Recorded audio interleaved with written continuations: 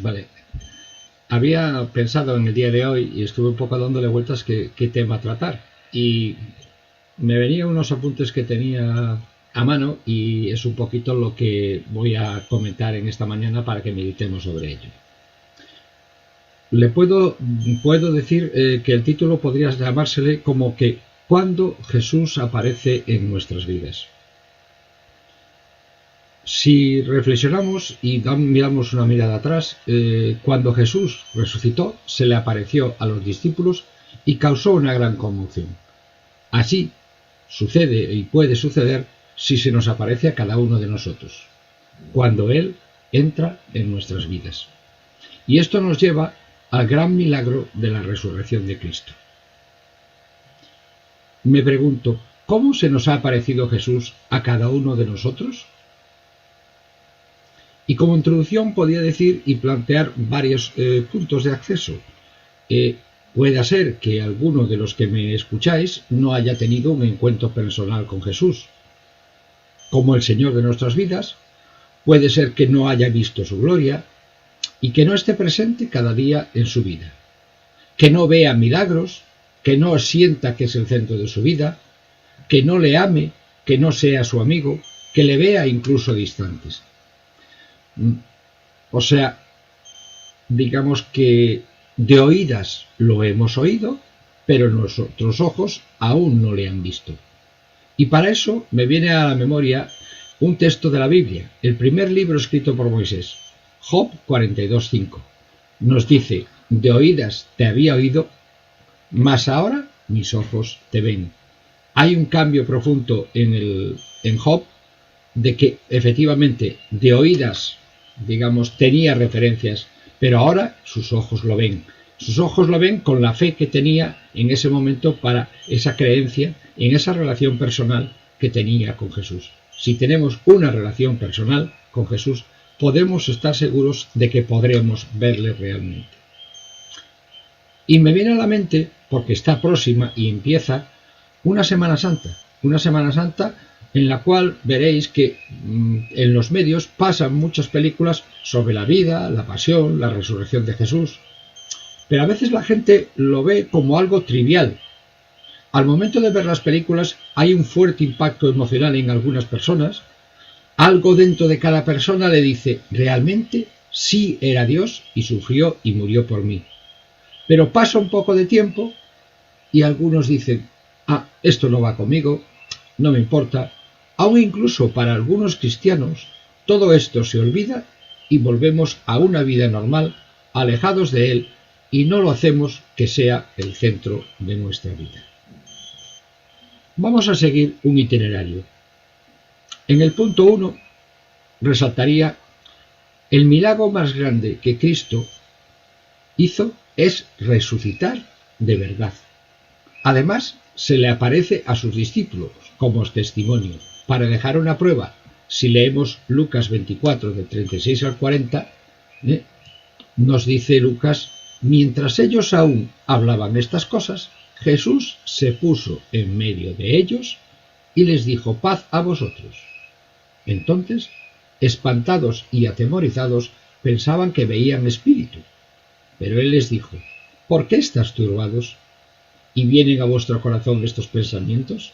Mirad mis manos y mis pies, que yo mismo soy, palpad y ved, porque un espíritu no tiene carne ni huesos, ¿cómo veis que yo tengo? Y diciendo eso, le mostró sus manos y sus pies. Así pues, Cristo venció a la muerte. Y como condicionamiento, vemos que si Él venció y seguimos el razonamiento, Él es Dios. Y puede vencer además todo problema que tengamos para que podamos obtener la paz. Si leemos Juan 16:33, nos dice por boca de Jesús, estas cosas os he hablado para que en mí tengáis paz. En el mundo tendréis aflicción, pero confiad, yo he vencido al mundo. Vayamos al punto 2 de nuestro itinerario. Jesús nos muestra que Él es real, pero a veces nosotros no lo queremos creer. Todavía dudamos como sus propios discípulos. si leemos en otro texto de Lucas 24, 41, 43, dice: y como todavía ellos de gozo no lo creían y estaban maravillados, les dijo: ¿tenéis algo de comer? Entonces le dieron parte de un pez asado y un panal de miel, y él lo tomó y comió delante de ellos. Es pues una clara demostración de que el Cristo resucitado es igual a nosotros, que tiene cuerpo humano, solo que está glorificado. Pero que de verdad resucitó de los muertos, que está vivo y está en el santuario del cielo ofreciéndose en estos momentos para nuestra salvación. Vayamos al punto 3 de nuestro itinerario. ¿Cómo nos habla Jesús a cada uno de nosotros? Podemos decir como respuesta que nos habla al igual que los discípulos por medio de su palabra. Vayamos pues a su palabra y seguimos leyendo Lucas 24, 44, 46. Y él les dijo: estas son las palabras que os hablé, estando aún con vosotros, que era necesario que se cumpliese todo lo que está escrito de mí en la ley y en los profetas y en los salmos. Le está hablando de toda la escritura conocida hasta el momento en que él estaba viviendo. Y les dijo: así está escrito, y así fue necesario que Cristo padeciese y resucitase de los muertos al tercer día. En el versículo 45, antes de leer el 46 que he leído, nos dice: entonces les abrió el entendimiento para que comprendiesen las escrituras. A veces se nos tiene que abrir una puerta en nuestra mente para poder entender el mensaje de Jesús. Pero él solamente está diciendo que se ha cumplido lo que ya estaba predicho, lo que se había dicho anteriormente que él viniese. Él cumplía el plan de Dios. Es necesario que a nosotros se nos abra pues el entendimiento, que creamos en el unigénito Hijo de Dios y que lo invitemos a morar dentro de nosotros, a hacerlo el Señor de nuestra vida, que Él sea el centro de todo lo que hagamos. Punto 4 de nuestro itinerario. ¿Qué nos dice Jesús resucitado? También en Lucas se nos indica en el versículo 47 del capítulo 24, dice: y que se predicase en su nombre el arrepentimiento y el perdón de los pecados en todas las naciones, comenzando por Jerusalén, y dice además: y vosotros sois testigos de estas cosas. No iban a predicar algo que conocían. Esta es la gran comisión dada en Lucas. Dice que comenzando en Jerusalén, esto es desde tu casa, con tus hijos, con tu esposo o esposa, con tus propios familiares, pero llegando a todas las naciones, o sea, a todo el mundo. Punto 5. ¿Qué nos promete Jesús? Como respuesta podemos decir que nos promete un poder. Pero ese poder es para que seamos fieles predicando su palabra, pero también para que vivamos una vida en victoria, sabiéndonos perdonados y salvos, pues, en Jesús. Y podemos añadir más en Lucas 24, 49. He aquí, les dice a sus discípulos: yo enviaré la promesa de mi Padre sobre vosotros, pero quedaos vosotros en la ciudad de Jerusalén hasta que seáis investidos de poder desde lo alto. Y lo confirma en Hechos 1, versículos del 8 al 11. Pero recibiréis el poder cuando haya venido sobre vosotros, ¿quién? El Espíritu Santo. Y me seréis testigos, ¿en dónde? En Jerusalén, en toda Judea, en Samaria y hasta lo último de la tierra. Abre el abanico y se extiende para todo el mundo. Y habiendo dicho estas cosas, viéndolo ellos, fue alzado. Y le recibió una nube que le ocultó de sus ojos. Y estando ellos con los ojos puestos en el cielo, entre tanto que él se iba, he aquí se pusieron junto a ellos dos varones con vestiduras blancas, los cuales también les dijeron: varones galileos, ¿por qué estáis mirando al cielo? Este mismo Jesús, que ha sido tomado de vosotros al cielo, así vendrá como lo habéis visto ir al cielo. Él pues nos dice que seremos más que vencedores, Y Pablo lo confirma en Romanos 8:37, y que nos dice: antes, en todas estas cosas, somos más que vencedores. ¿Cómo? Pues por medio de aquel que nos amó. Por lo cual, dice Pablo, estoy seguro que ni la muerte, ni la vida, ni ángeles, ni principados, ni potestades, ni lo presente, ni lo porvenir, ni lo alto, ni lo profundo, ni ninguna cosa creada nos podrá separar del amor de Dios que es en Cristo Jesús, Señor nuestro. Así que, amigos y hermanos, este es el milagro más grande de la historia. Jesús resucitó y está vivo, no en una cruz. Y Él nos prometió el poder y nos dijo que seríamos más que vencedores. Así pues, ninguna pena momentánea nos puede y nos debe apartar de Él. Él tiene cuidado de cada uno de nosotros y sabe por qué nos vienen las aflicciones, pero nos dice que confiemos en Él. ¿Por qué? Porque Él ha vencido el mundo, pues resucitó de entre los muertos para darnos salvación, la vida eterna y hacernos más que vencedores, pero vencedores con poder. Si alguien se encuentra sin Cristo, que no espere más para recibirlo y gozar de todas las promesas que Él nos ha dado. Pues si esta promesa, digamos, es cumplida en su resurrección, podemos tener la certeza de su nueva venida a buscarnos para que estemos con Él por la eternidad. Te invito a que tengas una relación personal con Jesús y tu vida tendrá un verdadero sentido. Amén. Muchas gracias, Carlos, por esta primera reflexión en la que nos has hablado del mayor de todos los hechos, del milagro más grande que jamás ha acontecido, que a veces no le damos importancia, pero bueno, es así. No solo una resurrección, que ya es algo tremendo, sino la resurrección, así en letras grandes. Como tenemos poco tiempo para esta primera reflexión, yo voy a permitir primero a Vicky y a Pablo que hablen y luego me reservo de todas las cosas que me he anotado. El último lugar, como siempre, para mí soy el más pillo de todos, pero para algo tengo ese privilegio. Así que, Vicky y Pablo, cuando queráis, ¿estáis muteados ya? El micro de Vicky.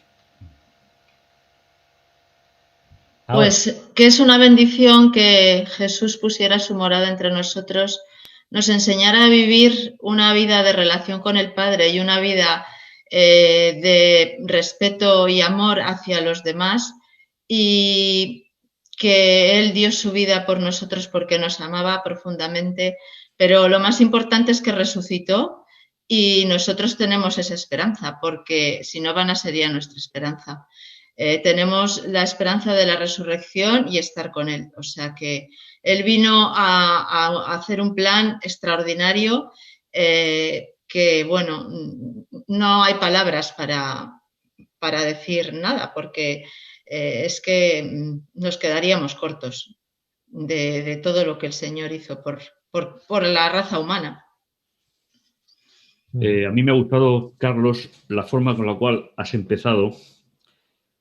Incluso me he quedado pensando en ello y me he perdido algunos de los puntos que has establecido, simplemente porque estaba intentando ver cuando has dicho, haciendo referencia a Job, ahora mis ojos lo ven, pero seguía sin verlo, solo que su actitud había cambiado. Ya te digo, has empezado así y me he quedado casi enganchado ahí, ¿no?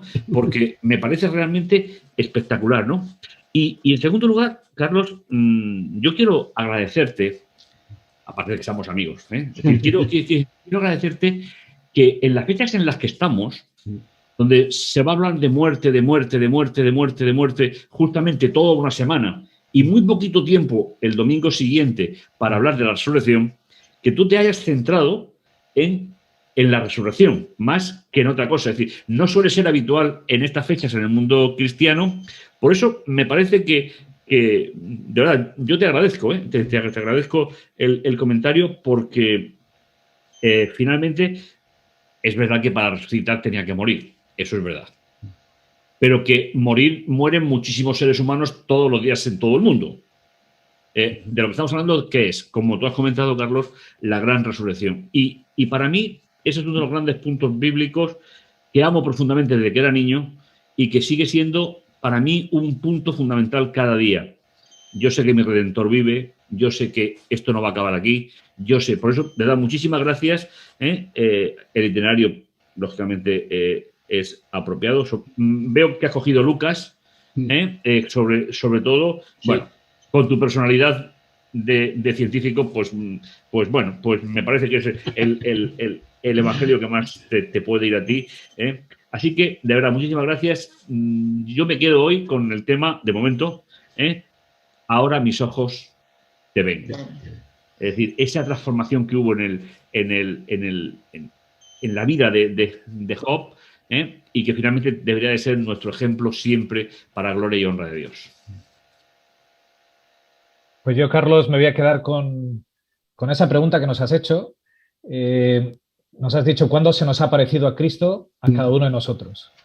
Y me voy a quedar con esos dos primeros puntos. El primero, Jesús ha resucitado, y el segundo, Jesús es real.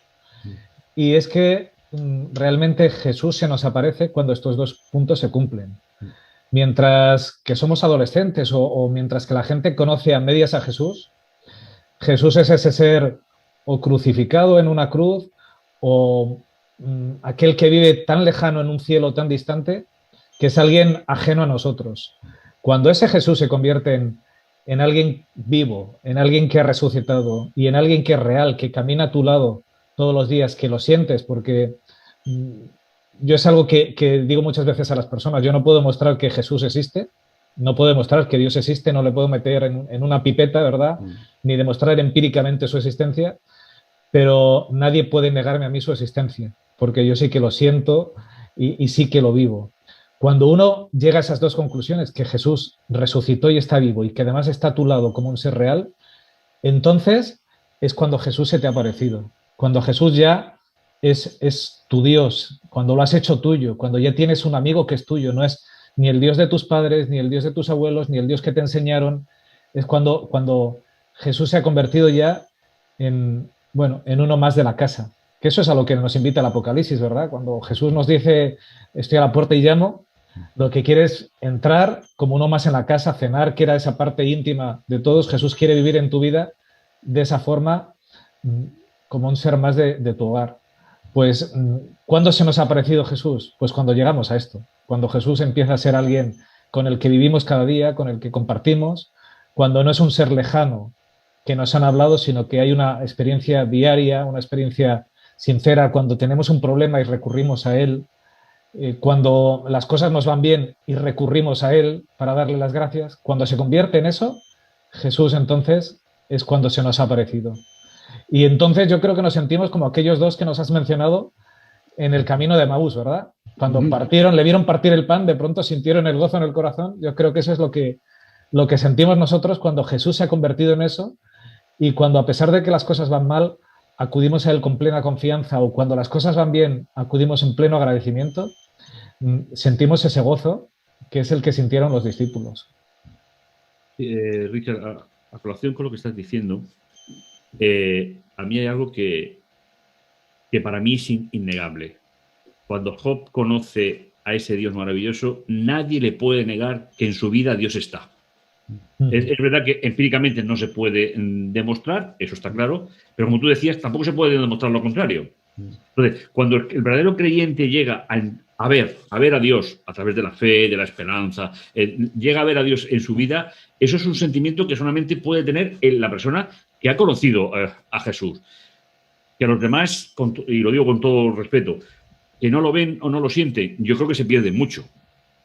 Porque es un Dios de reconciliación, es un Dios cercano, pero sobre todo, y vuelvo a la idea original, Carlos, ver a Jesús resucitado es uno de los grandes privilegios que tenemos los creyentes, porque fuera de la Biblia no hay mucho testimonio, por no decir prácticamente ninguno sobre ello, pero yo sé que mi Redentor vive y yo sé que mi Redentor ha resucitado, con lo cual, para esta semana, repito la idea, Carlos, el tema es apropiadísimo, murió, es verdad, pero resucitó. y la Biblia habla mucho más de la vida de Jesús que de la muerte de Jesús. Me refiero en páginas y en frases hechas.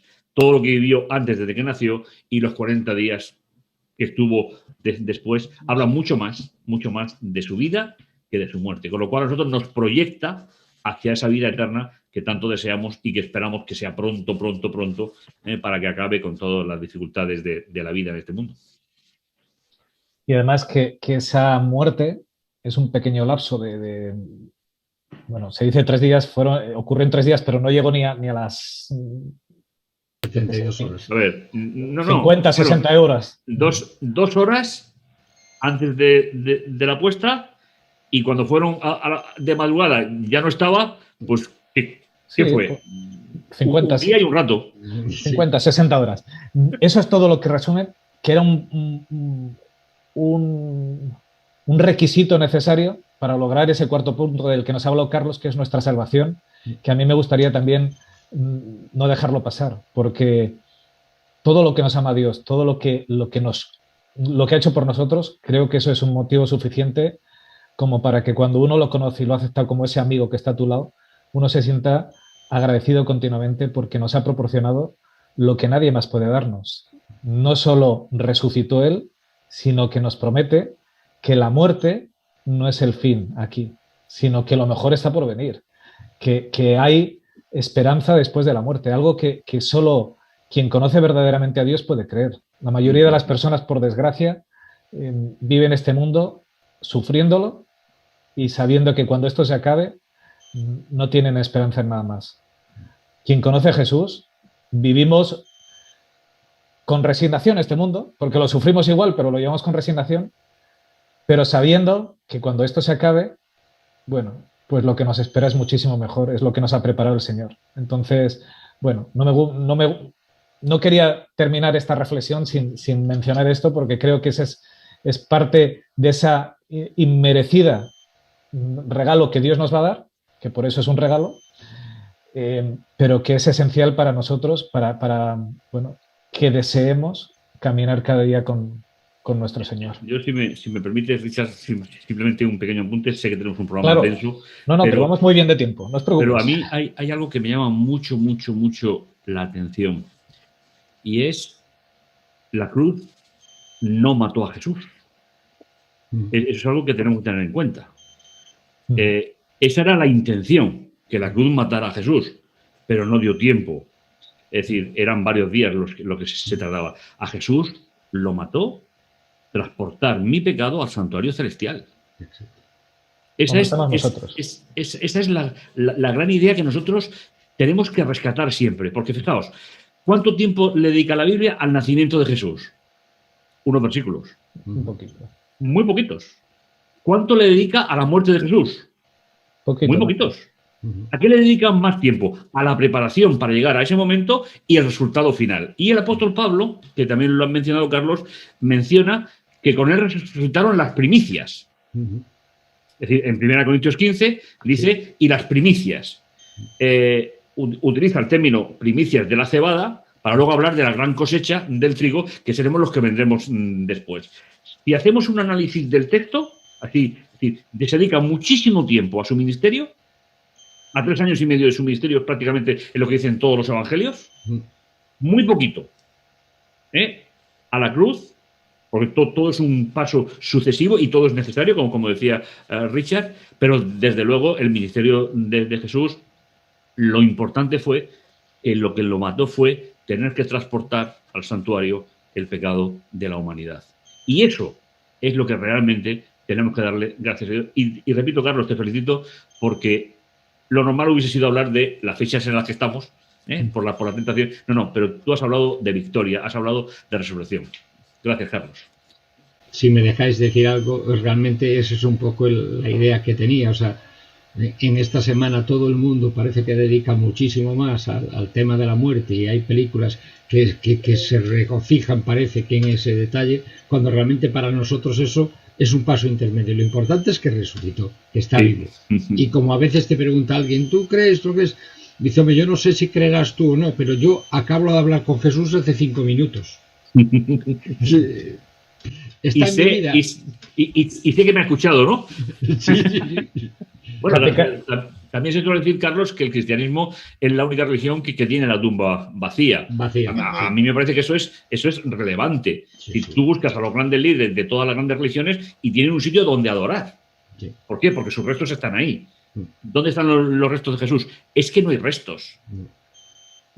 Como has comentado, cuando resucitó dijo, un espíritu no puede. Esa frase que ha comentado. Sí. Es decir, entonces, nosotros no tenemos una tumba, tenemos el trono de la gracia, tenemos la obra del santuario y tenemos que Jesús está ahora mismo gobernando el universo como Dios.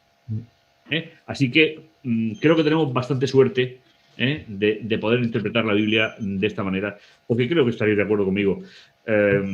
Nos sirve para la vida diaria, no solo para la esperanza, sino para la vida diaria. Pues sí. Si os parece, vamos a dar por terminada esta primera reflexión. Vamos a hacer un pequeño